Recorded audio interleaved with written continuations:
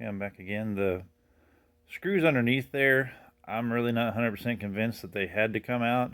I think it might have made it a little bit easier to remove the seat cushion off the top. It just pulls out. It might have removed some tension on the little tabs that are hanging in there. But if someone else is trying to mount this seat, maybe you can try it without doing that and just see how it goes. Let me see if I can show you the screws underneath. Let's see if that's showing up.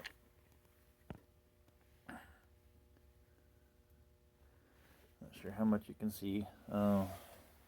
Anyway, it's very secure. Seat's not going anywhere. It doesn't wiggle at all. It doesn't move side to side.